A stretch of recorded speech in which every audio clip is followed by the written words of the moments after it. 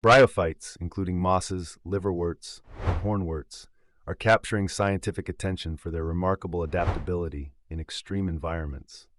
These non-vascular plants, essential to ecosystems, defy odds by thriving from humid tropics to Arctic zones, even finding refuge in moist desert pockets and intertidal areas.